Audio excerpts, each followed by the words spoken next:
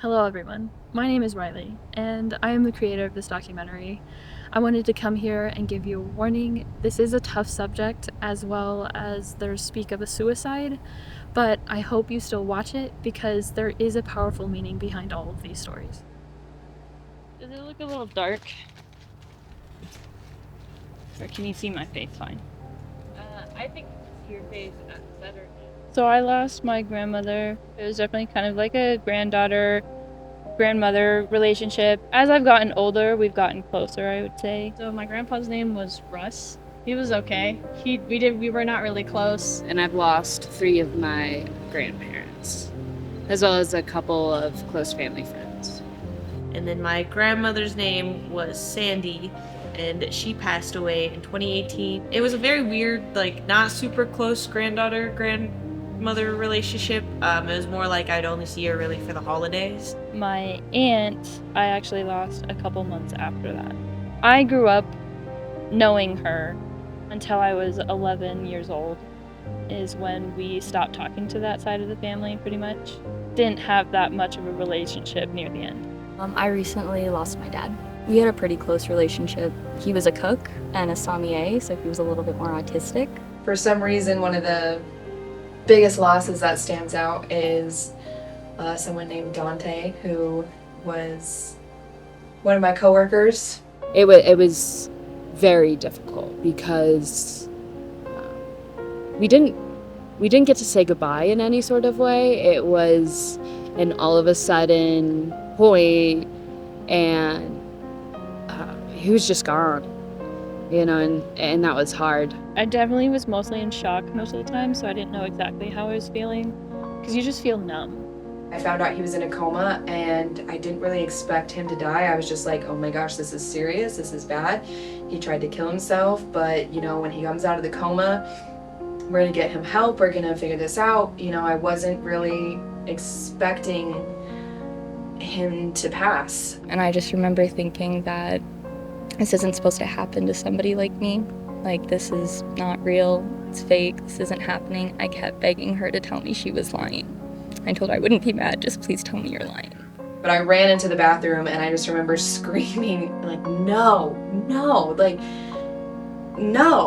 how did this happen? Why did this happen? Why is this happening? And I was just screaming, and I was just frantically, moving around the bathroom, just screaming, no. And I missed a call from my mom, so I called her back, and she's like, hey, grandma passed away. And I was just, the darkness, closed on me, even more than it already was. I was just like, I'm alone. That's it. We're done.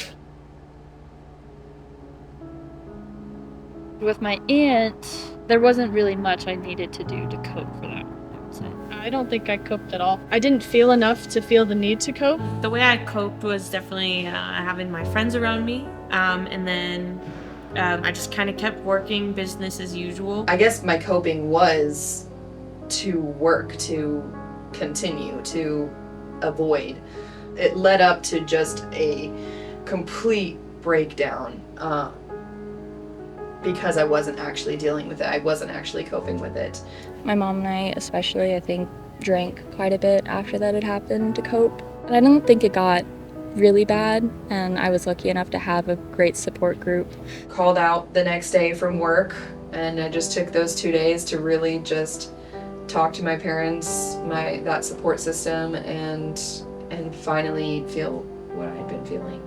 Finally grieve. For my grandmother, I coped by just being with my family, in a way basically celebrating her life. I started therapy. I'd already been in therapy, so that was really helpful. Playing rugby here really helped, just being with my team.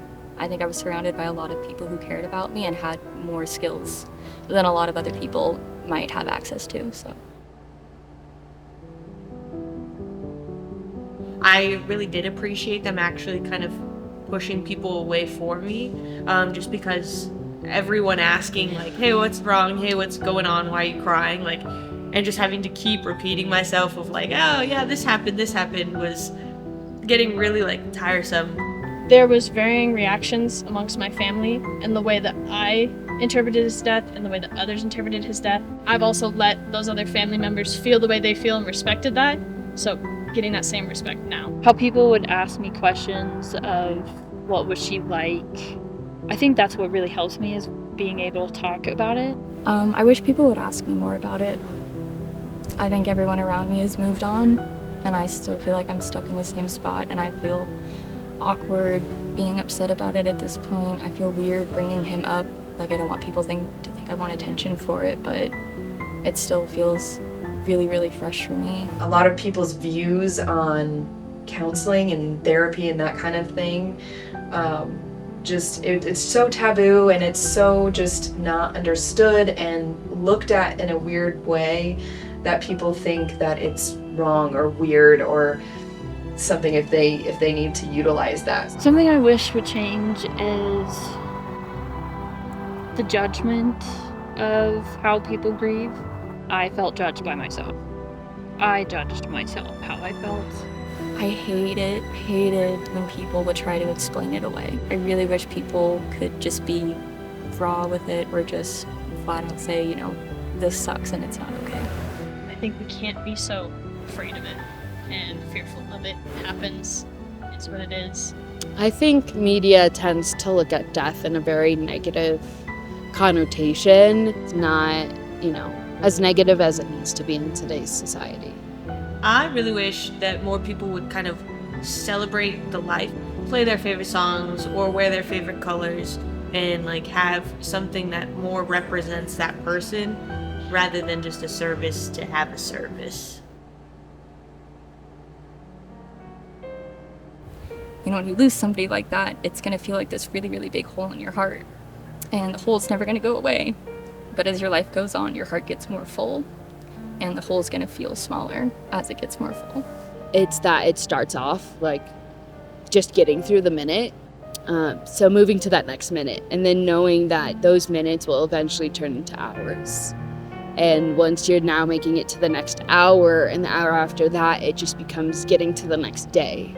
However you grieve is okay. You don't have to follow a certain thing. It doesn't have to look this way. Everybody is different, and it's okay. You still get to be around, so it's worth it to make your experience something great.